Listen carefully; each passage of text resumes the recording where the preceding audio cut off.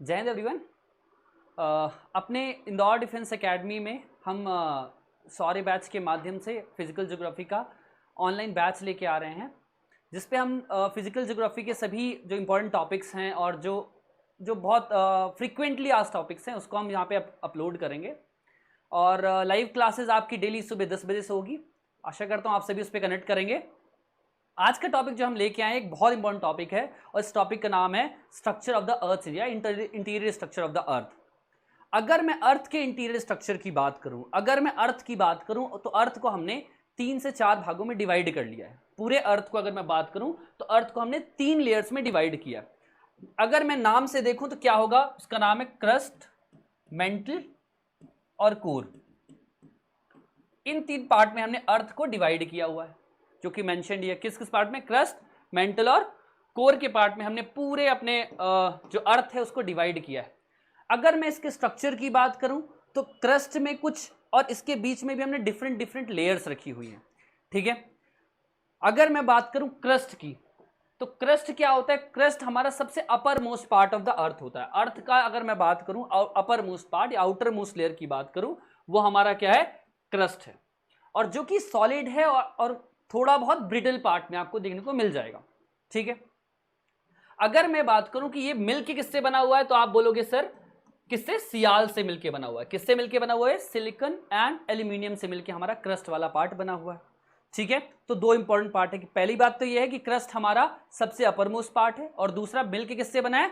तो silica and aluminium से बना हुआ है। किससे मिलके बना हुआ है? सिलिका एंड एल्यूमिनियम से बना हुआ है। अगर मैं इस पूरे पार्ट की बात करूं तो हमने पूरे अर्थ को कुछ डिसकंटिन्यूटीज में डिवाइड करके रखा है। किसमें डिवाइड करके रखा है? डिसकंटिन्यूटीज में। जैसे कि अगर मैं बात करूं अर्थ में हमने सबसे पहले जो डिसकंटिन्यू आती है वो आती है कोनराड डिसकंटिन्यूटी। कौन सी डिसकंटिन्यूटी आती है? Conrad discontinuity. दूसरी है मोहोरेबिक, तीसरी है रैपिटी, चौथी है गटनबर्ग, 5वीं है लहमन।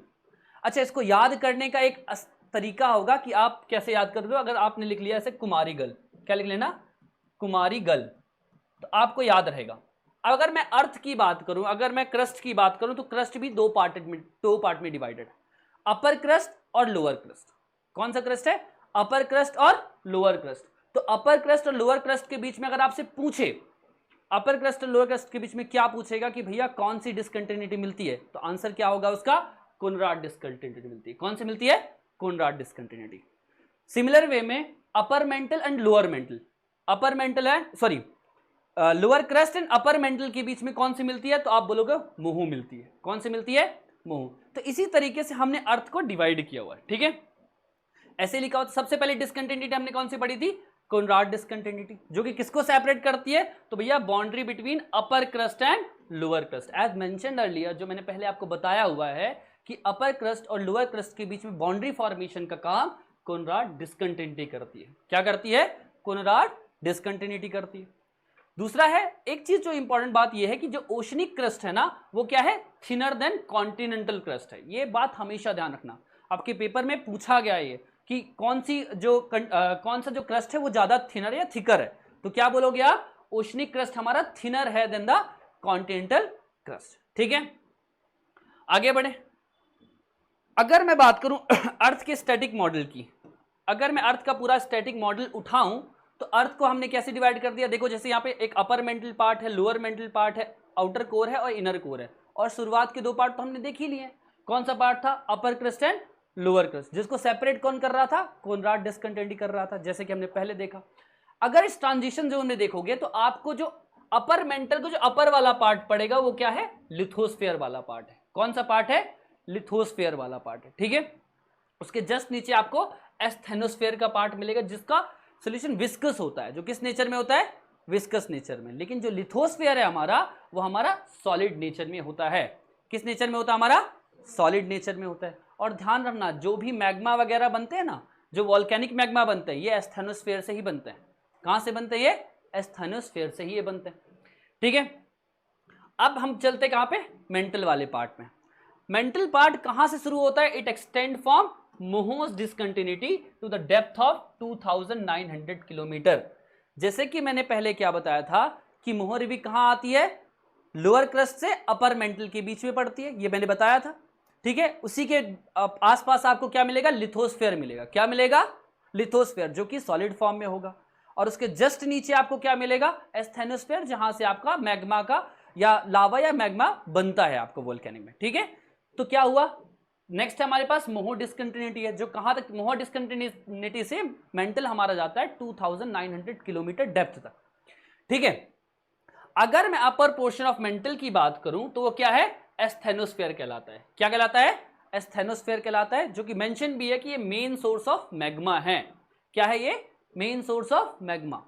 तो अगर क्वेश्चन आए कि भैया मैग्मा कहां से बन के आता है, तो आप क्या लिखोगे, एस्थेनोस्फीयर पे उसका ऑरिजिन होता है। ठीक है, तो क्या है, अपर पोर्शन में अगर मेंटल का देखोगे वहां पे आपको एस्थेनोस्फीयर मिलेगा, जो कि मेन सोर्स आपका किसका होगा, मैग्मा का होगा। अगर मैं बात करूं डेंसिटी की, तो density is higher than continental crust. जो इसकी डेंसिटी होती है किससे हाई होगी, कॉन्टिनेंटल क्रस्ट से इसकी डेंसिटी ज्यादा है। क्लियर है। अब यहां पे जो अपन ने पहले बात की मोहोरेविक डिस्कंटिन्यूटी की, वही बात यहां पे लिखा है कि मोहोरेविक डिस्कंटिन्यूटी क्या है, एक बाउंड्री का फॉर्मेशन करती है किसके किसके बीच में, lower crust and upper mantle के बीच में। किसके बीच में, लोअर क्रस्ट और अपर मेंटल के बीच में। अब मैंने कुमारीगल बताया था आपको, तो क्या हो गया, कोनराड हो गया, दूसरा क्या हो गया, मोहो हो गया। अब नेक्स्ट आएगा रैपिटी डिस्कंटिन्यूटी। क्या आएगी, रैपिटी डिस्कंटिन्यूटी, जो कि ट्रांजिशन जोन किसके बीच में है, तो अपर मेंटल और लोअर मेंटल के बीच में। मैंने बताया था आपको अर्थ में कि जो भी हमारी क्रस्ट मेंटल कोर है, इसको हमने 6 पार्ट में डिवाइड कर लिया है। कितने पार्ट में डिवाइड कर लिया है, 6 पार्ट में। और इसी तरीके से हमने इसकी डिस्कंटिन्यूटी भी डिवाइड की हुई है। तो 5 हमने डिस्कंटिन्यूटी बनाई, 6 पार्ट में इसको डिवाइड किया हुआ है। ठीक है, तो सिमिलर वे में मैंने क्या बोला, अपर मेंटल और लोअर मेंटल जो हमारा है, इसको कौन सेपरेट कर, उसके बीच में कौन सी डिस्कंटिन्यूटी मिलती है, तो आप बोलोगे रैपिटी डिस्कंटिन्यूटी। क्या मिलती है, रैपिटी। प्रीवियस ईयर है आपका, इस 5 में से एक पूछा हुआ है। ठीक है, कि कौन सी डिस्कंटिन्यूटी है, किसके बीच में ट्रांजिशन का काम करता है। ठीक है, नेक्स्ट बात करते हैं लिथोस्फीयर की। तो लिथोस्फीयर क्या है, जैसे मैंने आपको बताया कि एक सॉलिड लेयर है। कैसी लेयर है ये, सॉलिड लेयर है। और किससे मिलकर बनी होती है, the crust and the uppermost part of the mantle, mantle का uppermost part. Uppermost part में इस जगह पे लेयर कौन थी, lower crust and uppermost part of the mantle पे कौन सी लेयर थी आपकी, मोहू थी। मोह थी ना, हमने देखा है। तो उसके जस्ट नीचे आपको क्या मिल जाएगा, लिथोस्फीयर मिल जाएगा। क्या मिल जाएगा, लिथोस्फीयर मिल जाएगा आपको। ठीक है, अगर मैं बात करूं ये मिलके किससे बना हुआ, तो हमारा पहले बना हुआ था सिलिकॉन और एल्यूमिनियम से, लेकिन ये बना हुआ है सिलिकॉन और मैग्नीशियम से, सीमा से बना हुआ है। ठीक है, नेक्स्ट चलते हैं हम कोर पे। अब कोर है लोअर मोस्ट पार्ट। कोर भी 2 पार्ट में डिवाइडेड है, अपर कोर और लोअर कोर। ठीक है, या आउटर कोर या इनर कोर। अगर मैं बात करूं जो सबसे पहला पार्ट या अपर पार्ट ऑफ कोर है, वो थोड़ा लिक्विड में मिल जाएगा आपको। किस पार्ट में मिलेगा, लिक्विड में मिलेगा। ठीक है, लेकिन जो लोअर पार्ट होगा वो सॉलिड होगा, क्योंकि 2 अच्छे काफी नीचे है, होना उसको लिक्विड चाहिए, क्योंकि टेम्परेचर ज्यादा है तो होना लिक्विड चाहिए। लेकिन वहां पे प्रेशर भी तो आप देखो, जो इनर पार्ट है कोर का, या जो अंदर वाला पार्ट है, उसमें प्रेशर भी तो ज्यादा लग रहा है। तो टेम्परेचर तो ज्यादा है ही, प्रेशर भी ज्यादा है, जिसके कारण वो क्या हो गया, सॉलिडिफाइड हो गया है। क्या हो गया, वो सॉलिडिफाइड हो गया। क्लियर है। तो क्या बोला, कोर स्टार्ट कहां से होता है, 2900 किलोमीटर डेप्थ से स्टार्ट होता है। कोई मतलब नहीं, कभी नहीं पूछेगा। लेकिन पूछेगा क्या, the upper most core is liquid. Outer most core हमारा क्या है, या आउटर कोर क्या हमारा लिक्विड फॉर्म में है, जो मैंने पहले ही बताया। And mainly because of what, it's high temperature.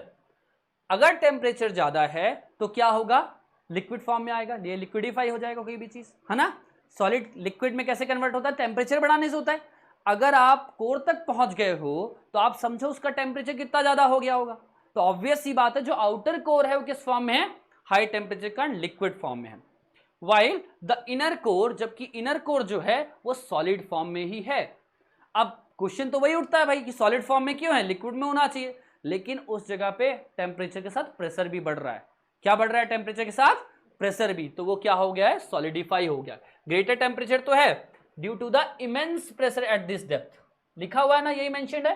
क्या लिखा हुआ है, इमेंस प्रेशर है या ज्यादा प्रेशर है, इसके कारण जो लोअर पार्ट या इनर पार्ट ऑफ कोर है वो किस फॉर्म में है, सॉलिड फॉर्म में। किस फॉर्म में है, सॉलिड फॉर्म में। ठीक है, अगर मैं बात करूं इसकी कंपोजिशन की, तो निकल और आयरन से मिलकर इसकी लेड बनी हुई है। किससे मिलकर बनी हुई है, निकल और आयरन से, इसलिए सियाल, सीमा और निफे कहते हैं। ठीक है, तीनों लेयर्स के कंपोजिशन सियाल, सीमा और निफे। अब हमारे पास दो डिसकंटिन्यूटी बची है। हमने क्या क्या पढ़ लिया? कोनराड पढ़ लिया, मोहो पढ़ लिया, रैपिटी पढ़ लिया। नेक्स्ट है गटनबर्ग। कौन सी है? Gutenberg discontinuity. ये किसके बीच में ट्रांजिशन जोन का काम करती है? तो लोअर मेंटल और आउटर मेंटल के बीच, लोअर मेंटल और आउटर कोर के बीच में ट्रांजिशन का काम कौन करती है? गटनबर्ग करती है। क्या करती है? गटनबर्ग। और लास्ट में बचा क्या? Lehmann discontinuity. लेहमन डिसकंटिन्यूटी तो ऑब्वियस सी बात है किसके बीच में ट्रांजिशन जोन बनाएगी? आउटर एंड इनर कोर के बीच में वो ट्रांजिशन बनाएगी। तो इस तरीके से हमने पढ़ा अर्थ के इंटीरियर स्ट्रक्चर को। शुरुआत मैंने कहां से की थी? शुरुआत की अर्थ को 3 भाग में डिवाइड कर लिया, क्रस्ट, मेंटल एंड कोर। फिर मैंने इनके बीच में ट्रांजिशन जोन्स बनाए, अपर लोअर। अपर जैसे मैंने क्रस्ट लिया तो upper crust and lower crust, upper mantle lower mantle, upper core lower core. अब जो सबसे पहला हमारे पास आया वो क्या आया कि अपर क्रस्ट और लोअर क्रस्ट को के बीच में जो एक डिसकंटिन्यूटी बनती है या जो ट्रांजिशन जोन है उसको हमने क्या नाम दिया? कोनराड नाम दे दिया। सिमिलर वे में लोअर कोर, लोअर क्रस्ट और अपर मेंटल के बीच में जो बना उसको हमने क्या नाम दे दिया? मोहो दे दिया। नेक्स्ट हमने क्या? अपर मेंटल एंड लोअर मेंटल के बीच में बनाया, उसका नाम दे दिया गटनबर्ग। ठीक है, सॉरी, उसका नाम रैपिटी दे दिया। नेक्स्ट अब आ गया है, नेक्स्ट हमारे पास क्या आया? कोर। तो लोअर मेंटल और अपर कोर के बीच में आया गटनबर्ग और लास्ट में लेहमन आ गया। क्या आया? लेहमन, जो किसके बीच में आया? Transition zone outer and inner core के बीच में फॉर्मेशन करता है। तो इस तरीके से हमने 5 ट्रांजिशन जोन बनाए और कितने तरीके से डिवाइड कर लिया अपने अर्थ को? 3 मेजर पार्ट में और 6 सब मेजर पार्ट में इसको डिवाइड कर लिया। मैंने इसके बाद इसके केमिकल कंपोजिशन को भी बताया कि अगर मैं बोलूं कि मेजर केमिकल कंपोजिशन अगर आप कोर का बताओगे या क्रस्ट का बताओ शुरुआत से, तो आप क्या बताओगे? भैया वो सियाल है, सिलिकॉन और एल्यूमिनियम से लेयर बनी है। सेकेंड सीमा है, ठीक है, और थर्ड हमारे पास निफे है। क्या है? निफे, निकल एंड आयरन के बीच में। ठीक है, आई होप ये आपको समझ में आया होगा। अब इसके आगे जो बनता है हम चलते हैं रॉक पे। ठीक है, रॉक्स क्या होती हैं? अगर मैं रॉक की बात करूं तो ये हमारे, ये समझो कि कुछ स्ट्रक्चर्स होते हैं या कुछ, अगर मैं बेसिक स्ट्रक्चर ऑफ रॉक की बात करूं तो क्रिस्टल्स होते हैं जिसके कारण रॉक का फॉर्मेशन होता है, जिसका डेफिनेट मिनरल प्रोपोर्शन होता है। ठीक है, रॉक को मैं 3 पार्ट में डिवाइड करता हूं। कौन कौन सी? Igneous rock, next is sedimentary rock and third is metamorphic rock. So rock is divided into 3 major part. ठीक है, इग्नियस, सेडिमेंट्री और मेटामॉर्फिक रॉक। अगर मैं बात करूं इग्नियस रॉक की तो इसका फॉर्म, इग्नियस रॉक को बेसिकली हम प्राइमरी रॉक कहते हैं। क्या कहते हैं? प्राइमरी रॉक, क्योंकि इसका फॉर्मेशन कब होता है? जब हमारा बेसाल्टिक लावा या मैग्मा से फॉर्मेशन होता है हमारे इग्नियस रॉक का। जिसमें दूसरी बात है वो ये है कि इसमें आपके फॉसिल्स का डिपोजिशन नहीं होता है। ठीक है, फॉसिल्स का डिपोजिशन नहीं होता है। अगर मैं इग्नियस रॉक की बात करूं तो इसमें भी 2 पार्ट डिवाइडेड होते हैं, एक्सट्रूसिव इग्नियस रॉक्स और इंट्रूसिव इग्नियस रॉक्स। ठीक है, और अगर एग्जांपल लें तो जैसे ग्रेनाइट हो गया, नेक्स्ट हमारे पास क्या बेसाल्ट हो गया, ये सब क्या होते हैं हमारे पास? रॉक्स के एग्जांपल होते हैं। शुरुआत करते हैं इग्नियस रॉक से। तो क्या है ये? Solidified form, as mentioned earlier, solidified form of magma and lava. Lava और मैग्मा का जो सॉलिडिफाइड फॉर्म है उसे हम क्या कहते हैं? रॉक कहते हैं। ठीक है, नेक्स्ट है, अगर इसके एग्जांपल लो तो ग्रेनाइट हो गया, गैब्रो हो गया, प्रेगमाइट हो गया, नेक्स्ट बेसाल्ट हो गया एंड वॉल्केनिक टफ वगैरह अगर आप देखोगे ये सब रॉक का फॉर्मेशन करते हैं। किसका फॉर्मेशन करते हैं? इग्नियस रॉक का। ठीक है, रॉक नहीं, कौन सी रॉक है ये? इग्नियस रॉक है, मोर स्पेसिफिकली मेंशनिंग। ठीक है, अगर मैं बात करूं if molten material is cool down slowly at greater depth, अगर मोल्टन मटेरियल है और वो कूल डाउन, अंदर ही कूल डाउन हो गया, डेप्थ पे ही कूल डाउन हो गया है, तो ऐसी रॉक क्या कहेंगे? इंट्रूसिव इग्नियस रॉक कह देंगे। क्या कह देंगे? इंट्रूसिव इग्नियस रॉक, मतलब वो बाहर ही नहीं आया, अंदर ही ठंडा हो गया वो रॉक। ठीक है, नेक्स्ट जो रॉक है हमारे पास एक्सट्रूसिव इग्नियस रॉक्स। कौन सी रॉक है? Extrusive igneous rocks. अब एक्सट्रूसिव इग्नियस रॉक कैसे बनती है? तो क्या होता है? Sudden cooling eight the surface. अगर सरफेस पे इसकी सडन कूलिंग हुई है जिसके कारण जो रॉक बना है उससे हम कहेंगे एक्सट्रूसिव इग्नियस रॉक। इसका एग्जांपल आपको बेसाल्ट मिल जाएगा। क्या मिल जाएगा? बेसाल्ट मिल जाएगा। क्लियर है? तो इग्नियस रॉक के मैंने थोड़े एग्जांपल्स दिए। इग्नियस रॉक को बताया क्या है कि ये solidified form of lava and magma है, ये प्राइमरी रॉक्स होती हैं। इसका 2 तरीके से इसको डिवाइड किया होता है। पहला होता है एक्सट्रूसिव इग्नियस रॉक, सेकेंड होता है इंट्रूसिव इग्नियस रॉक। एक्सट्रूसिव क्या है? जो बाहर आके, जो वॉल्केनो से बाहर आके सॉलिडिफाई हो गया है वो एक्सट्रूसिव इग्नियस रॉक है। और इंट्रूसिव क्या है? जो वॉल्केनो के अंदर ही सॉलिडिफाई हो गया। क्या हो गया है? कूल डाउन होकर सॉलिडिफाई वॉल्केनो के अंदर ही हो गया। ठीक है, तो ये हो गया exclusive and intrusive igneous rocks. ठीक है, अगर मैं इन फीचर्स की बात करूं तो कैसे होते हैं ये? पहली बात तो ये हार्ड होते हैं, ग्रैन्युल होते हैं और क्रिस्टलाइन नेचर में होते हैं। किस नेचर में होते हैं ये? क्रिस्टलाइन नेचर में होते हैं। दूसरी बात करूं, इसमें फॉसिल्स नहीं होते हैं। एज मेंशन्ड अर्लियर, मैंने बताया आपको कि आपके जो इग्नियस रॉक होगा उसमें आपको फॉसिल्स नहीं मिलेंगे। तीसरी बात, do not allow water to percolate through them, water को अपने पास से पास नहीं होने देते हैं। ठीक है, नेक्स्ट अगर बात करूं, less affected by the chemical weathering, इसमें केमिकल वेदरिंग का इफेक्ट कम होता है। ठीक है, और पांचवी बात हुई, no layers like sedimentary rock. अब आपके सेडिमेंट्री रॉक में फॉसिल्स की भी लेयर मिलती है और काफी लेयर्स मिल जाती है, लेकिन इग्नियस रॉक्स में लेयर का फॉर्मेशन नहीं होता है।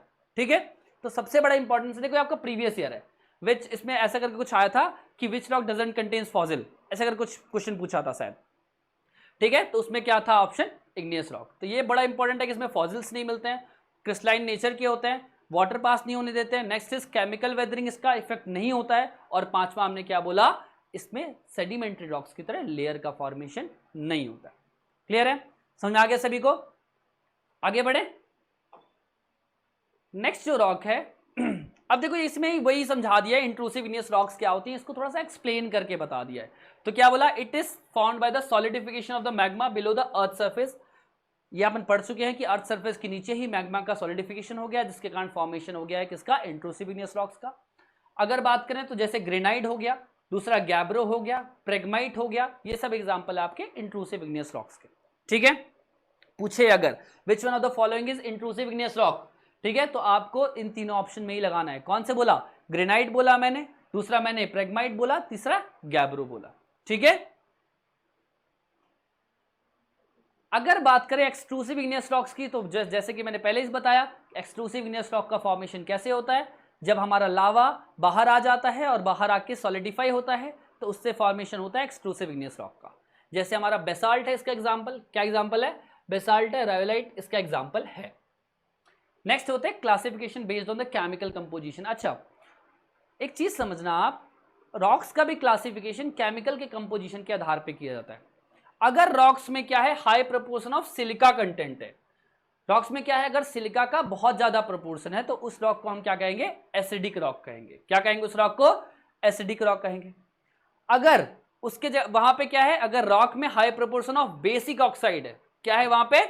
बेसिक ऑक्साइड है, तो वो रॉक डेंसर होगी पहली बात तो, और दूसरी डार्कर होगी। क्या होगी? डेंसर होगी और डार्कर होगी, और ऐसे रॉक को हम बेसिक रॉक कहेंगे। ठीक है, तो दो तरीके की रॉक बताई। पहली रॉक है कौन? एसिडिक रॉक, और दूसरी रॉक हमारी क्या है? Basic rock. एसिडिक रॉक क्या है? ऐसी रॉक जिसमें आपका सिलिका कंपोजिशन ज्यादा है, जिसमें आपका सिलिका ज्यादा मिलता है, ऐसी रॉक को एसिडिक रॉक कहते हैं। अगर बेसिक ऑक्साइड्स उसमें हैं तो वो क्या होगी? बेसिक रॉक कह देंगे। ठीक है, अब आगे एग्जांपल दे दिया है कि फेल्सिक रॉक और मेल्फिक रॉक क्या होते हैं। तो अगर मैं फेल्सिक रॉक की बात करूं तो ये रॉक ऐसी रॉक होते हैं जिसमें आपको सोडियम, ऑक्सीजन इसका मात्रा ज्यादा मिलेगी। क्या बोला मैंने? जिसमें ऑक्सीजन, सिलिकॉन, एल्यूमिनियम, सोडियम और पोटेशियम की मात्रा ज्यादा मिले, या जिसका कम। देखो, अगर पूछे कि फेल्सिक रॉक क्या होती है तो आप क्या जवाब दोगे? ऐसी रॉक्स जिसमें आपके सिलिकॉन, ऑक्सीजन, एल्यूमिनियम, सोडियम और पोटेशियम की मात्रा हो, या जिसका कंपोजिशन इन 4 या 5 मिनरल से मिलकर बना, उसको हम क्या कह देंगे? क्या कह देंगे उसको? हम फेल्सिक रॉक। क्या कहेंगे उसको? अगर मैफिक रॉक की पूछे कि मैफिक रॉक क्या होते हैं, तो ऐसे रॉक्स जिसमें मैग्नीशियम और आयरन का कंपोजिशन होता है। किसका किसका होता है? मैग्नीशियम और आयरन का, उसको हम क्या कहते हैं? मैफिक रॉक कहते हैं। क्लियर है? और समझो, इसके बाद एक और को मतलब सब डिवीजन ही बना हुआ है जिसमें अल्ट्रा मैफिक भी कह दिया। अल्ट्रा मैफिक कैसे रॉक है? जिसमें हाईली डोमिनेटेड है। हाईली डोमिनेटेड किससे? इसी मैग्नीशियम और आयरन से हाईली डोमिनेटेड अगर हो गया है तो उसे हम कह देते हैं ultra mafic rock.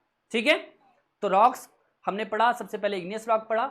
Igneous rock को हमने देखा कि ये प्राइमरी रॉक कहलाती है, इसमें फॉसिल्स नहीं होते हैं, इसमें केमिकल वेदरिंग का इफेक्ट नहीं होता है, ये सब चीज़ें हमने देखी। इसके बाद हमने इसमें क्या देखा कि भैया इसके दो तरीके होते हैं। एक पहला होता है एक्सक्लूसिव इग्नियस रॉक्स, दूसरा होता है इंट्रूसिव इग्नियस रॉक्स।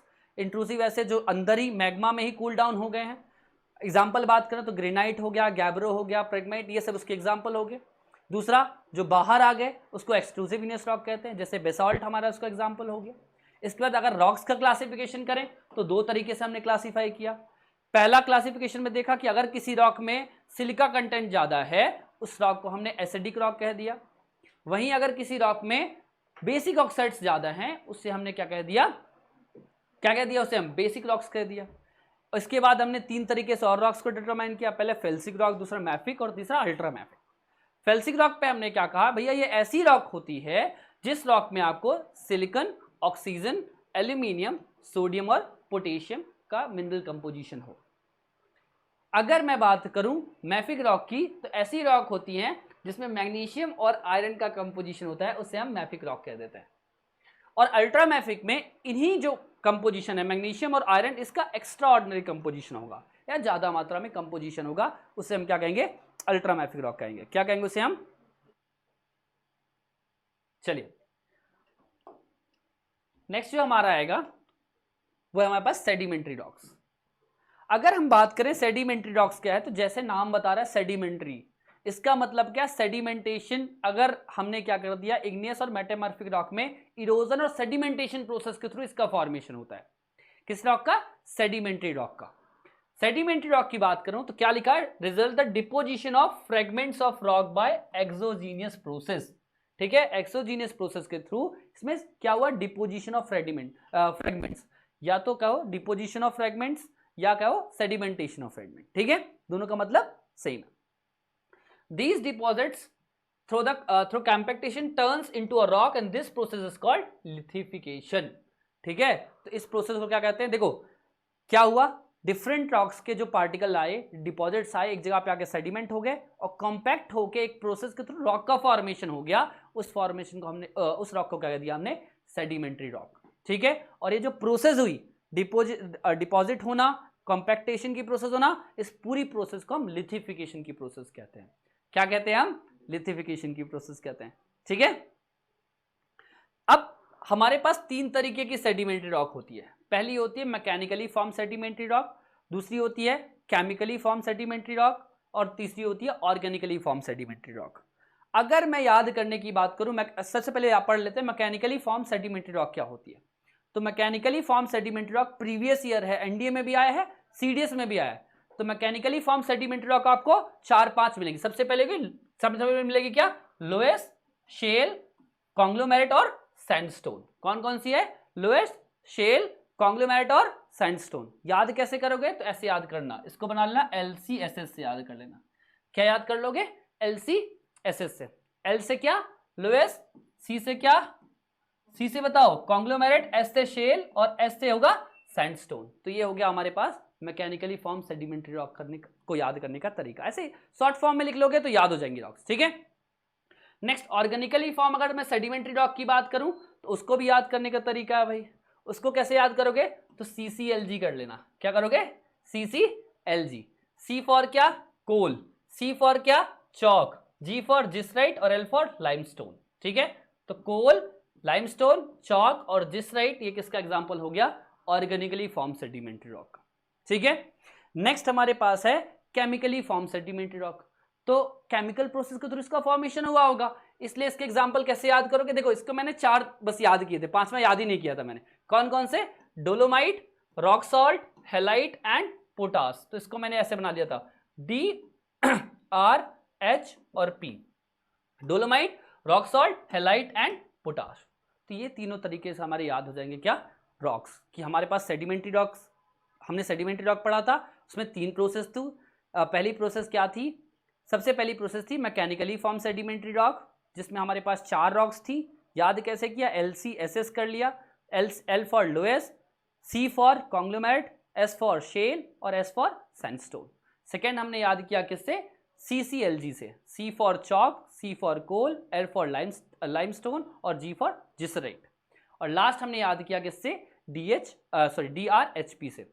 तो D for dolomite, R for rock salt, H for हमारे पास हेलाइट और P फॉर पोटाश। ये हो गया हमारे पास केमिकली और केमिकली फॉर्म सेडिमेंट्री रॉक। ठीक है, तो हमारे पास 3 तरीके के सेडिमेंट्री रॉक्स हुई, हमने बता दिया। सेडिमेंट्री रॉक्स का फॉर्मेशन कैसे होता है, erosion and deposition of sediment से होता है। इरोजन डिपोजिशन के बाद कंपैक्टेशन की एक प्रोसेस होती है जिससे रॉक का फॉर्मेशन होता है, उस प्रोसेस को लिथिफिकेशन की प्रोसेस कहते हैं। इसके बाद हमने इस रॉक की अगर मैं बात करूं तो इस रॉक में हमने 3 तरीके से इसको डिवाइड किया, केमिकली, ऑर्गेनिकली और मैकेनिकली फॉर्म सेडिमेंट्री रॉक, उसको याद कर लिया। अब चलते हैं इसके फीचर्स की। तो ये एक ऐसा रॉक होता है जिसमें आपको सेडिमेंट्स का डिपोजिशन मिलेगा। क्या मिलेगा? सेडिमेंट्स या फॉसिल्स का डिपोजिशन होता है। तो consist of layers and contain fossils. अगर मैं बात करूं सेडिमेंट्री रॉक की, तो सेडिमेंट्री रॉक में आपको लेयर्स मिलेंगे और सेडिमेंट्री रॉक में आपको फॉसिल्स का भी डिपोजिशन मिलेगा। Most of the sedimentary rocks are permeable and porous. ये जो रॉक्स होती है किस नेचर में होती है? पोरस नेचर में होती है। किस नेचर में होती है? पोरस और परमिएबल नेचर में होती है। ठीक है, अब हम आगे चलते हैं। आई होप आपको सेडिमेंट्री रॉक समझ में आया होगा। नेक्स्ट है हमारे पास मेटामॉर्फिक रॉक। अगर हम बात करें मेटामॉर्फिक रॉक की, तो मेटामॉर्फिक का मतलब ही है कि भैया जो आपकी प्राइमरी रॉक थी उसमें चेंज हो जाना। ठीक है, मेटा मतलब हो तो चेंज होना और मॉर्फिक मतलब फॉर्म, तो मतलब चेंज इन फॉर्म हुआ है, प्राइमरी रॉक के फॉर्म में चेंज हुआ है और इससे फॉर्मेशन हुआ है मेटामॉर्फिक रॉक। ठीक है, formed out of the existing rock, जैसे मैंने पहले बताया एग्जिस्टिंग रॉक से इसका फॉर्मेशन होता है और इसका रिक्रिस्टलाइजेशन होता है, अंडरगो रिक्रिस्टलाइजेशन प्रोसेस। इसमें रिक्रिस्टलाइजेशन की प्रोसेस होती है, प्राइमरी रॉक में ही रिक्रिस्टलाइजेशन का प्रोसेस हुआ है। अब देखो चेंज कैसे होगा, तो भैया हम टेम्परेचर लगा दें, ज्यादा हो सकता है उससे चेंज हो जाए, या टेम्परेचर और प्रेशर के उससे चेंज हो जाएगा। तो प्राइमरी रॉक में हमने टेम्परेचर और प्रेशर का इफेक्ट दिया तो उससे उसका फॉर्म में कुछ ना कुछ चेंज आता है, उससे हम मेटामॉर्फिक रॉक कह देते हैं। क्लियर है? चलो अगर इसको बात करूं तो ये 2 तरीके के ग्रुप में डिवाइडेड है। पहले होते हैं फॉलिएटेड रॉक और दूसरा होता है नॉन फॉलिएटेड रॉक। ठीक है, इसके एग्जांपल अगर बोले तो जेनेसिस होता है, स्लेट होता है, शिस्ट होता है, मार्बल होता है, क्वार्ट्जाइट होता है। ठीक है, अगर मैं आगे चलूं इसके मैं एग्जांपल सीधे देखता हूं। अच्छा, यहां मेटामॉर्फिज्म की प्रोसेस लिखी हुई है, इसमें क्या लिखी हुई है मेटामॉर्फिज्म की प्रोसेस में कि मेटामॉर्फिज्म प्रोसेस कहलाती क्या है? तो होता यह है, is a process by which already consolidated rocks undergo recrystallization and reorganization of material within the original rock. Recrystallization and reorganization, as I have told you in which, in the definition itself, कि इसमें recrystallization होगा, reorganization होगा rocks का, और कैसे होगा? तो temperature and pressure के इफेक्ट के कारण होगा, और उसको हम डिफरेंट हम उसको मेटामॉर्फिज्म में डालते हैं। अगर देखो आपके किसी भी आपके रॉक में मैकेनिकल डिसरप्शन हुआ है, क्या हुआ है? मैकेनिकल डिसरप्शन हुआ है, और by the presence of pressure के कारण रॉक में कुछ चेंज आया है, उसको क्या कहेंगे? डायनेमिक मेटामॉर्फिज्म कहेंगे। क्या कहेंगे? Dynamic metamorphism. डायनेमिक मेटामॉर्फिज्म कैसे हुआ? हमारी कोई रॉक थी, हमारी कोई प्री एग्जिस्टिंग रॉक थी, उस पर हमने उस पर प्रेशर डाला, या एक्सेसिव प्रेशर या अमाउंट ऑफ प्रेशर इतना दे दिया कि उसमें कुछ ना कुछ कंपोजिशन में चेंज हो गया, और उस रॉक को हम कहते हैं डायनेमिक मेटामॉर्फिज्म कहते हैं। नेक्स्ट हमारे पास होता है द मटेरियल ऑफ रॉक। अगर मैंने किसी रॉक में केमिकली अल्टरकेशन किया है, उसके रॉक में केमिकल अल्टरकेशन हुआ है, उसको हम क्या कहते हैं? Thermal metamorphism. क्या कहते हैं उसे हम? Thermal metamorphism. मैंने सबसे पहले बोला है अगर उसके मैकेनिकल डिसरप्शन उसमें हुआ है तो उसमें क्या होगा? Dynamic metamorphism. अगर उसके केमिकल कुछ अल्टरकेशन हुआ है तो वो हो गया थर्मल मेटामॉर्फिज्म। और तीसरा होता है कॉन्टैक्ट मेटामॉर्फिज्म। अब ये क्या है भाई? तो ये है जब वॉल्केनिक रॉक, जहां वॉल्केनो होता है उसके पास अगर कहीं आपकी क्या मेटामॉर्फिक रॉक पड़ी होती है, जो लावा निकलता है, उसकी गर्मी से जो चेंज आता है इसमें, उसके कांटेक्ट में आने से जो चेंज आता है, उससे हम कहते हैं कॉन्टैक्ट मेटामॉर्फिज्म कहते हैं। जैसे rocks come in contact with hot including magma. क्या बोला मैंने? हॉट इंक्लूडिंग जो मैग्मा था उसके कॉन्टैक्ट में जैसे आएगा तो क्या हो जाएगा? The rock material recrystallize under high temperature. भैया मैग्मा और लावा बहुत हाई टेम्परेचर में होते हैं, तो ऑब्वियस सी बात है अगर वहां पे कुछ पड़ेगा तो हाई टेम्परेचर में उसमें रिक्रिस्टलाइजेशन की प्रोसेस होगी, और उसको हम क्या कहते हैं? कॉन्टैक्ट मेटामॉर्फिज्म कहते हैं। क्या कहते हैं? Contact metamorphism. ठीक है, अगर मैं मेटामॉर्फिज्म की बात करूं, अगर मैं फीचर्स ऑफ मेटामॉर्फिज्म की रॉक्स की अगर मैं बात करूं, तो सबसे पहला फीचर इसका क्या होता है कि भैया इसका फॉर्मेशन कैसे होता है? Due to the pressure and temperature के through, as I have told earlier. किसके कारण होगा? प्रेशर और टेम्परेचर के थ्रू मेटामॉर्फिक रॉक का फॉर्मेशन होगा। दूसरी बात, वेरी स्मूथ इन टेक्सचर। इसका टेक्सचर क्या होगा? स्मूथ होगा and consist of layers sometime. इसमें कभी कभी लेयर्स भी दिखेंगे। देखो इग्नियस में लेयर नहीं थे, सेडिमेंट्री में लेयर थे, इसमें कभी कभी लेयर्स दिखेंगे। क्या कहेंगे? कभी कभी। नेक्स्ट होता है एक बहुत रेंज ऑफ कलर्स दिखते हैं, जैसे मार्बल हो गया, ये सब रॉक्स जो होती है ना, बहुत कलर्स के फॉर्म में आते हैं। अगर मैं बात करूं, इसमें रेयरली कभी फॉसिल आता है, लेकिन मोस्टली इसमें भी फॉसिल नहीं होता है, रेयरली आपको फॉसिल इसमें देखने को मिलेगा। ठीक है, अब देखो जैसे हमारे पास ओरिजिनल रॉक क्या कौन सी थी, ग्रेनाइट एक ओरिजिनल रॉक थी। ठीक है, उसके टेम्परेचर और प्रेशर में चेंज कर दिया तो हमको क्या मिल जाएगा, जेनेसिस मिल जाएगा। ये आया है आपके, ठीक है, प्रीवियस ईयर क्वेश्चन है। सेकंड हमारे पास बेसाल्ट है, क्या हमारे पास बेसाल्ट। अगर मैं बेसाल्ट के बेसाल्ट रॉक में टेम्परेचर और प्रेशर में चेंज किया या टेम्परेचर और प्रेशर एक्सीड किया तो उससे जो बनेगा वो क्या है, हॉर्नब्लेंड बनेगा। क्या बनेगा, हॉर्नब्लेंड। अगर लाइमस्टोन है उससे बनेगा मार्बल।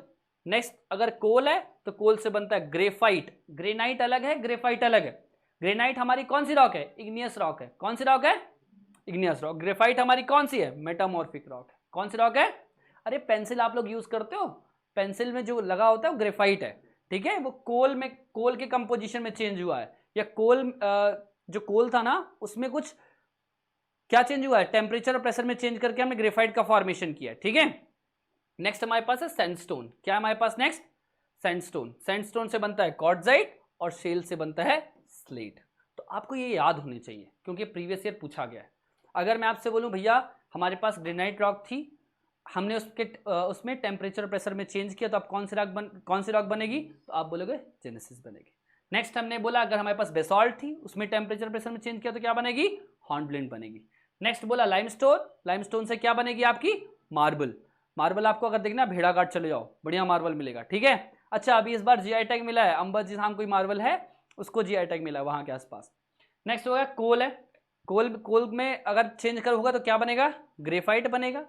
सैंडस्टोन में क्वार्ट्जाइट बनेगा और शेल में क्या बनेगा, स्लेट बनेगा। शेल से क्या बनेगा, ठीक है। तो इस तरीके से हमारे पास रॉक्स भी कंप्लीट होते हैं। ठीक है, आई होप रॉक्स आपको समझ में आए होंगे अच्छी तरीके से, है ना सभी को। नेक्स्ट जो टॉपिक है, नेक्स्ट जब आप आगे बढ़ रहे हैं उसका नाम क्या है, अर्थक्वेक। तो पहली बात तो अर्थक्वेक क्या है, sudden shaking of the earth. Earth का सडन शेकिंग होना, सडन शेक होना, उसको हम कहते हैं अर्थक्वेक। उसके कारण अर्थक्वेक का फॉर्मेशन होता है। अगर हमारे एरिया में कहीं भी अर्थक्वेक आ रहा है तो वहां पे रेडॉन गैस इंक्रीज हो जाएगी। ये ध्यान रखना कि the amount of the radon gas increases अगर अर्थक्वेक कहीं आसपास आ रहा है। तो भैया हम पता कैसे लगाएं, ये प्रोसेस इतनी फास्ट होती है ना कि आप पता नहीं लगा सकते हो। लेकिन हाँ कुछ जानवर हैं जैसे चूहे हो गए, चूहे को पता लग जाता है, गाय को पता लग जाता है, लेकिन गाय को बता नहीं सकती। ठीक है, तो कोई कारण नहीं। ठीक है, अब अर्थक्वेक की अगर मैं बात करूं, सिंपल वर्ड में जो लिखा हुआ है शेकिंग ऑफ द अर्थ है। क्या ये शेकिंग ऑफ द अर्थ, की शेकिंग को हम कहते हैं अर्थक्वेक कह देते हैं। ठीक है, धरती मैया शेक कर रही है। It is a natural event. एक ऐसा इवेंट है, नेचुरल इवेंट है। अब होता क्यों भैया, प्लेट्स के कारण होता है। प्लेट्स हमारी प्लेट्स मूवमेंट के कारण हमारे पास अर्थक्वेक का जनरेशन होता है। अर्थक्वेक्स कैसी होती है, प्लेट के जनरेशन के कारण होता है। Is cause due to the release of energy. इसमें एक एनर्जी रिलीज होती है which generate waves that travels in all the directions. और अगर एनर्जी पूछे तो कौन सी एनर्जी जनरेट होती है, इलास्टिक एनर्जी जनरेट होती है। कौन सी होती है, इलास्टिक एनर्जी होती है। ठीक है, अगर मैं बात करूं why does the earth shake, अब अर्थ का शेकिंग क्यों होती है। A fault is a sharp break in the crystal rock where the rocks move in the opposite direction. Faults क्या होते हैं भैया, तो फॉल्ट्स अगर दो रॉक्स है उसके बीच में एक फॉल्ट का फॉर्मेशन होता है। अब उसके मूवमेंट के कारण क्या होता है, शेकिंग ऑफ द अर्थ होता है। हो सकता है अपोजिट डायरेक्शन में मूव करे तो फॉल्ट का फॉर्मेशन हो जाए, हो सकता है पास में आ जाए तो क्या बनाए, एक के ऊपर एक ओवरलैप हो जाए। ठीक है, तो इसके कारण क्या, शेकिंग ऑफ द अर्थ होगा। आगे पीछे मूवमेंट होगा तो ऑब्वियस सी बात है शेकिंग ऑफ द अर्थ के ऊपर का स्ट्रक्चर शेक होगा। ठीक है, अगर मैं बात करूं प्लेट्स की, तो अर्थ जो हमारी है ना डिफरेंट प्लेट मार्जिन में हमारी डिवाइडेड है।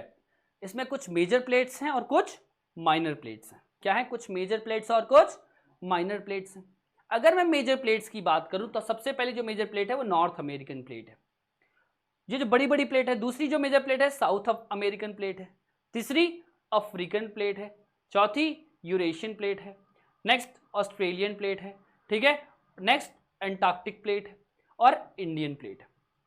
अगर मैं माइनर प्लेट्स की बात करूं, किसकी बात करूं, माइनर प्लेट्स की, तो सबसे पहला जो हमारे पास माइनर प्लेट आती है उसको कहते हैं कोकोस प्लेट। कौन सा प्लेट है, कोकोस प्लेट। अब इसको याद करेगा, आपको कोको आइलैंड आपने पढ़ा है ना, उसके पास में आपको कोकोस प्लेट मिलेगी। ये इस वाले रीजन पे, ये अब यहाँ पे क्या मिल गई, कोकोस प्लेट मिल गई।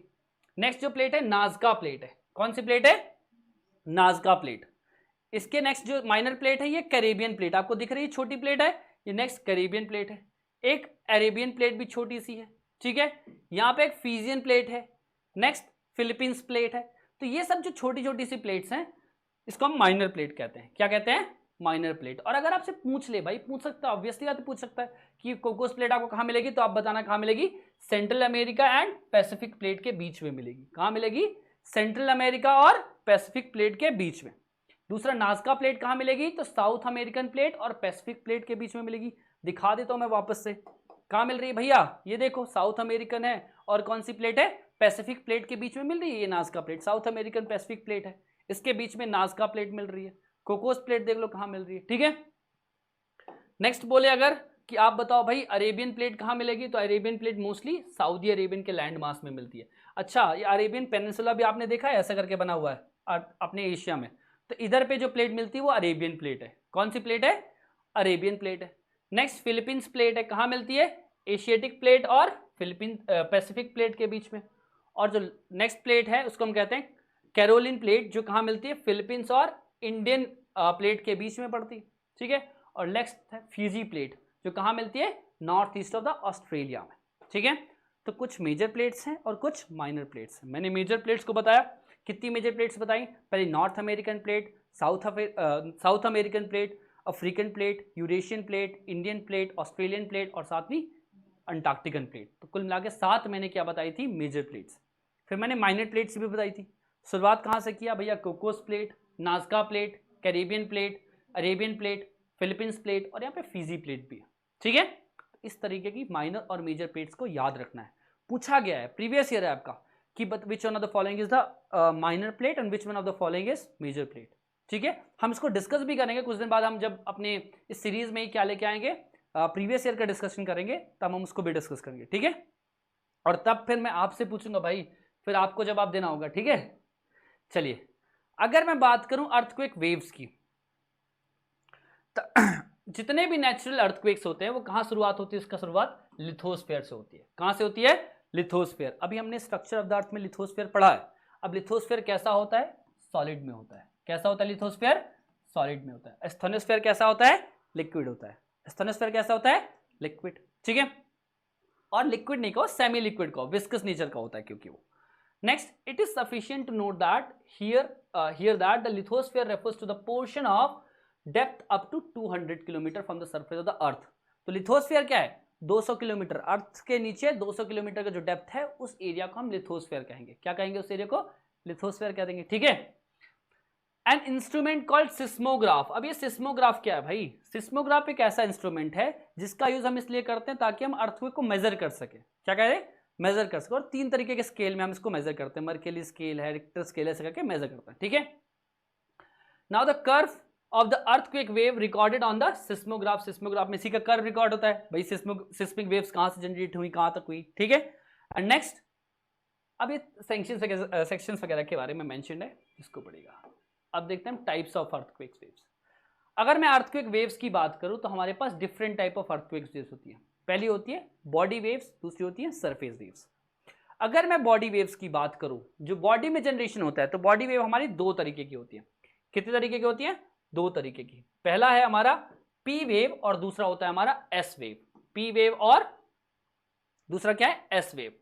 अगर मैं पी वेव की बात करूं तो पी वेव एक ऐसी वेव है जो लॉन्गिट्यूडनल मोशन करती है। कौन सी मोशन करती है, लॉन्गिट्यूडनल। यहां पे लिखा भी होगा, अगर नहीं लिखा है तो पी वेव कौन सा मोशन करती है,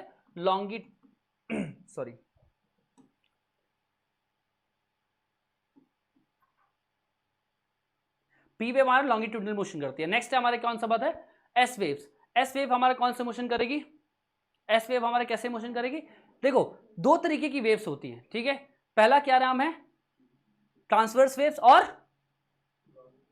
ठीक है, तो हमारे जो एस वेव जो हमारी होती है ना, वो हमारे ट्रांसवर्स वेव का फॉर्मेशन करती है। किसका फॉर्मेशन, तो हमारी जो पहली वेव है पी वेव, जो लॉन्गिट्यूडनल मोशन करती है, लॉन्गिट्यूडनल वेव है, और सेकेंड वेव हमारी एस वेव है, जो हमारी ट्रांसवर्स वेव्स कहलाती है। ठीक है, लॉन्गिट्यूडनल वेव इक्वल टू कैसी होती है, साउंड वेव की तरह मोशन करती है, जिसमें कंप्रेशन एंड रेयर फ्रैक्शन का फॉर्मेशन होता है। और ट्रांसवर्स वेव्स जो होती है हमारी कैसे होती है, जैसे लाइट वेव ट्रेवल करती है, कैसे ट्रेवल करती है, वो हमारी होती है एस वेव्स होती है। ठीक है, तो ये 2 तरीके की हो गई। अगर मैं बात करूं पी वेव की, तो पी वेव फास्टर वेव्स होती हैं। कैसी वेव्स होती हैं, फास्टर, जिसकी स्पीड बहुत तेज होती है और ये सॉलिड, लिक्विड और गैसेस मीडियम तीनों में चलती है। जबकि अगर मैं बात एस वेव की करूं तो एस वेव हमारा सॉलिड मीडियम में चलता है। किस में चलता है? सॉलिड मीडियम में। और इसी के कारण अगर मैं इसका शेडो जोन देखूंगा, अगर मैं इन्हीं दोनों वेव का शेडो जोन देखूंगा, रुकिए मैं दिखाता हूं आपको। ये देखो शेडो जोन देखो, तो शेडो जोन क्या है? हमारा कोर हमने पढ़ा हुआ है, कोर का आउटर पार्ट हमारा लिक्विड फॉर्म में है, तो इसलिए जो शेडो जोन है ये पी वेव का, देखो पी वेव का शेडो जोन 105 से 145 के बीच में। कहां है? 105 से 145 के बीच में। लेकिन अगर मैं एस वेव की बात करूं तो ये लिक्विड में ट्रेवल नहीं करती है, और इसके कारण क्या होता है? 105 के बाद इसका पूरा शेडो जोन होता है। एस वेव का शेडो जोन 105 के बाद पूरा होता है, और इस कारण shadow zone of P waves is less than that of S waves. ठीक है, ध्यान रखना, आपके पेपर में पूछा हुआ है इसलिए बता रहा हूं कि shadow zone of P wave is less than that of S waves. ठीक है, तो हमने इसके बारे में पढ़ लिया। थोड़ा सा इसमें पढ़ते क्या लिखा है कि P waves travels faster and are the first to arrive at the surface. ये पहली ऐसी वेव्स होती है जो कि सरफेस पे आती हैं। Are similar to the sound waves, अच्छा मेंशन भी है, these are similar to the sound waves and travel across the gases, liquid and solid material. Gases, liquid और सॉलिड तीनों मटेरियल में ट्रेवल कर सकती है। लेकिन अगर मैं बात करूं एस वेव्स की, तो S wave on the other hand arrive at the surface with some time lag. ऐसा नहीं कि बहुत टाइम लैग के हुई, लेकिन थोड़ा टाइम लैग के बाद एस वेव्स भी पहुंच जाएंगी। And only travel through the solid material. किस मटेरियल पे ट्रेवल करती है? सॉलिड मटेरियल में ट्रेवल करती है। और यही जो कैरेक्टर था, इसने हेल्प किया साइंटिस्ट को कि भैया बता दो अर्थ का इंटीरियर स्ट्रक्चर कैसा है। इसी से उन्हें पता चला कि भैया कोर का एक पार्ट हमारा लिक्विड वे में है। किस वे में है? लिक्विड है। क्लियर है?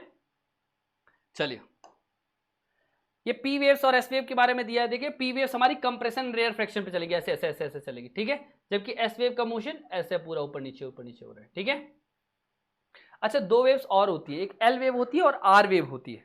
ठीक है, एल वेव को लव वेव कहते हैं और आर वेव को रेले वेव कहते हैं। ठीक है, जो एल वेव होती है वो ज्यादा डिस्ट्रक्टिव वेव होती है, इससे भी धीमे चलती है लेकिन ज्यादा डिस्ट्रक्टिव वेव होती है। ठीक है, अगर मैं बात करूं आर वेव की, तो जो रिले वेव्स होती है ना, वो इससे जो एल वेव और आर वेव दोनों सरफेस वेव्स हैं, और इन वेव्स की अगर मैं बात करूं तो इसका एल वेव पहले सरफेस पे आ जाएगी और आर वेव बाद में सरफेस पे आएगी। तो चार तरीके से वेव्स को डिवाइड किया हुआ है। लेकिन मेजर डिवीजन की अगर मैं बात करूं आपके एनसीईआरटी में, तो मेजर डिवीजन मेरे को लगता है यही दो तीन वेव में किया हुआ है ना। चलिए,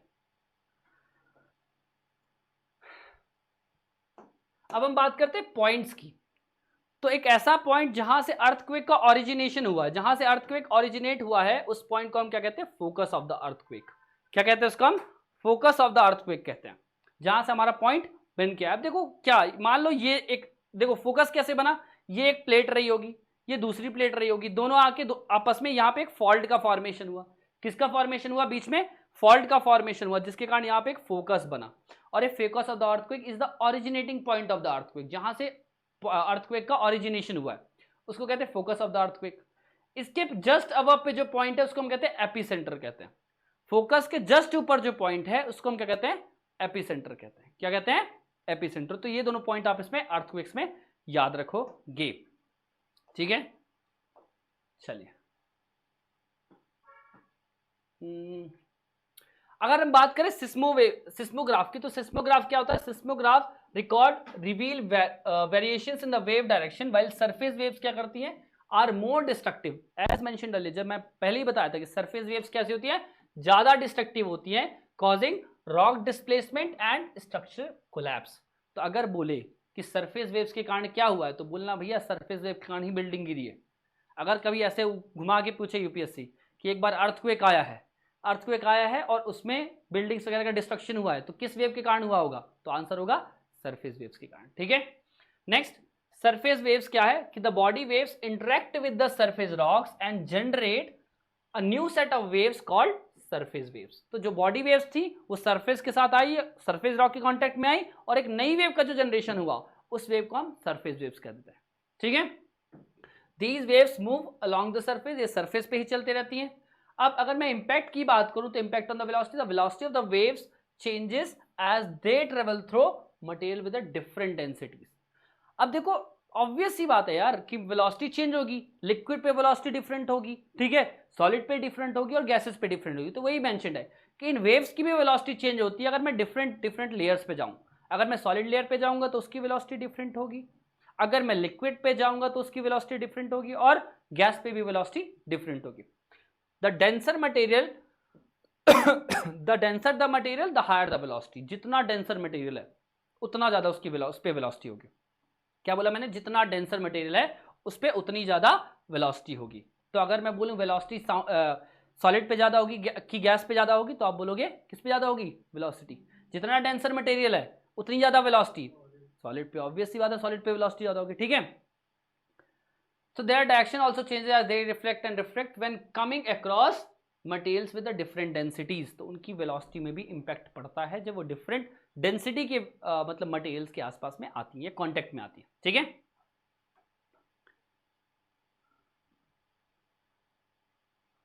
अब वही बोला है, शैडो जोन की बात करते हैं भैया। शैडो जोन क्या होता है? एक ऐसा जोन जहां पे हमारा अर्थक्वेक फील नहीं होता है। मैंने शैडो जोन पहले ही आपको बता दिया, पर थोड़ा सा बता देता हूं इसमें जो लिखा हुआ है।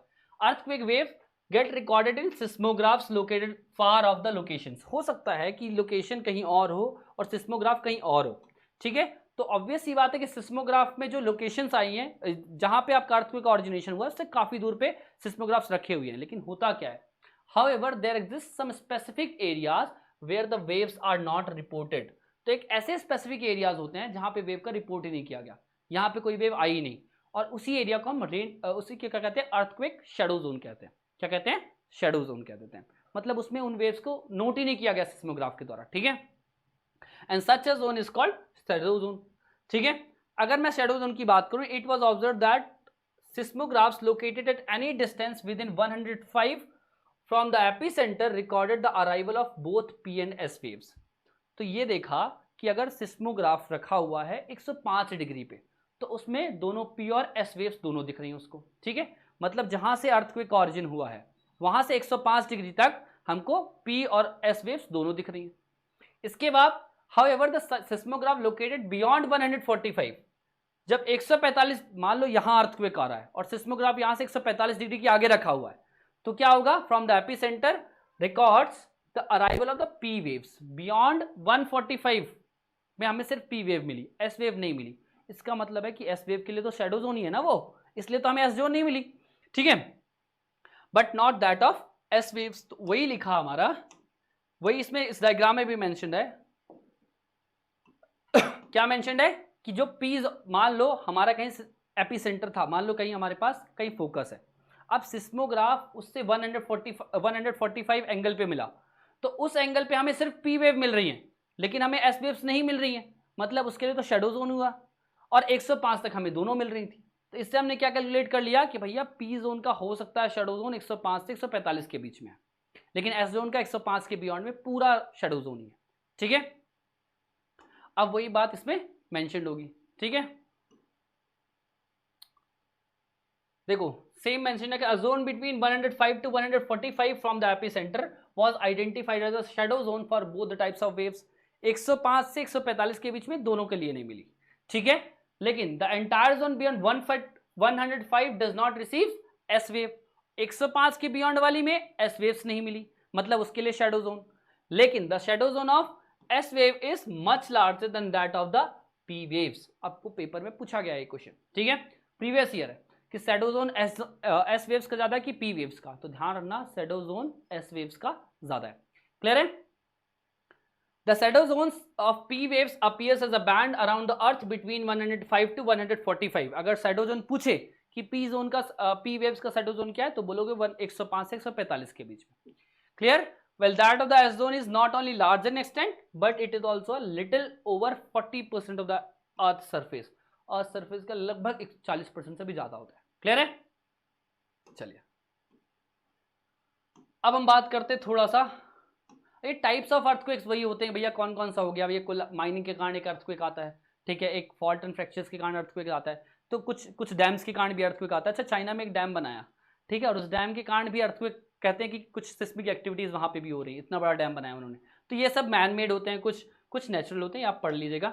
अगर मैं मेजरिंग ऑफ द अर्थक्वेक की बात करता हूँ, तो इसके लिए हमने डिफरेंट स्केल बनाई। रिक्टर स्केल एक बनाई, ठीक है, मर्करी स्केल बनाई, तो दो डिफरेंट स्केल्स बनाई।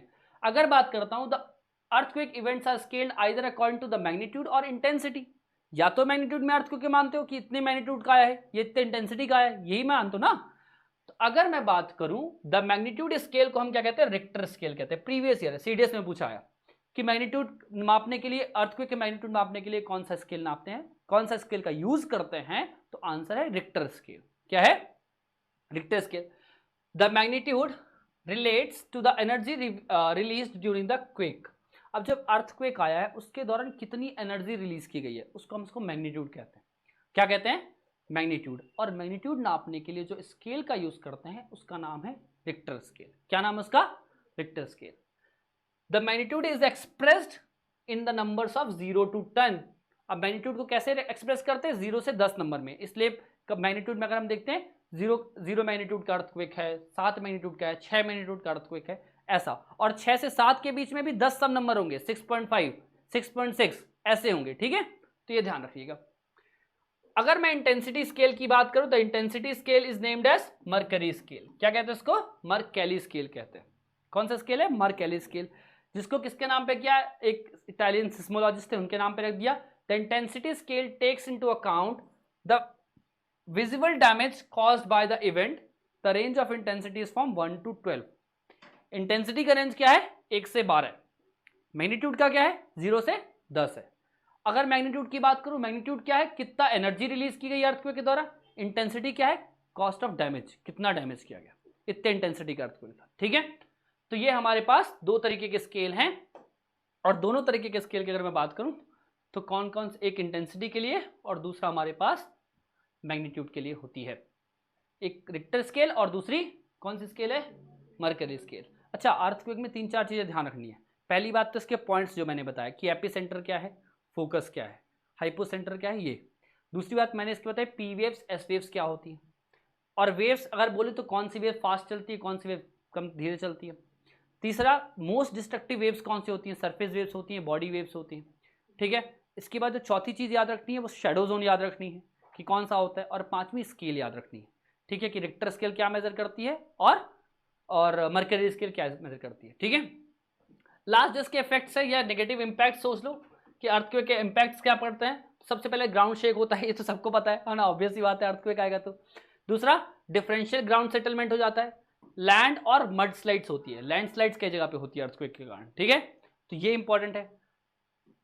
सॉइल लिक्विफिकेशन होता है, एवलांचेस आते हैं, ग्राउंड का लर्चिंग होती है। नेक्स्ट होता है ग्राउंड में डिस्प्लेसमेंट्स होते हैं, फ्लड आता है, ध्यान रखना, flood from dam and levee failures. ठीक है, तो फ्लड्स भी आते हैं इसके कारण। ठीक है, कई लोग बोलते हैं कि दिशा बदल दिया है ना, नदी ने बहने का दिशा बदल दिया, अर्थक्वेक इतना गंदा आया। ठीक है, तो वो ऐसा है कि फ्लड्स भी इसके कारण आ सकते हैं। नेक्स्ट, फायर लग जाती है जंगलों में, ऑब्वियस सी बात है। स्ट्रक्चरल कोलैप्स तो होते ही हैं, सुनामीज आती हैं, फॉलिंग ऑफ द ऑब्जेक्ट होता है। Falling of the objects, different objects fall करते हैं, सभी को पता है। अर्थक्वेक होगा तो ये सब चीजें तो होंगी ही होंगी। सुनामी याद रखिएगा, पूछ लेता है विच one of the following is the effect of the earthquake, और 4-5 चीजें दे देगा जिसमें से एक चीज या 8-9 चीजों में इंक्लूड करके दे देगा। क्लियर है? तो आई होप आपको अर्थक्वेक तक समझ में आया होगा। अब अगले वीडियो में हम इसी का जो नेक्स्ट पार्ट है वॉल्केनो पढ़ेंगे। और कल से सभी को 10 बजे सुबह आप लोग को आना है, क्योंकि 10 बजे सुबह से हमारी लाइव क्लास रहेगी। कल हम वॉल्केनो पढ़ेंगे और इसके बाद फिजिकल स्ट्रक्चर्स में आगे बढ़ेंगे। ठीक है, तो मिलते हैं कल, तब तक के लिए धन्यवाद, जय हिंद।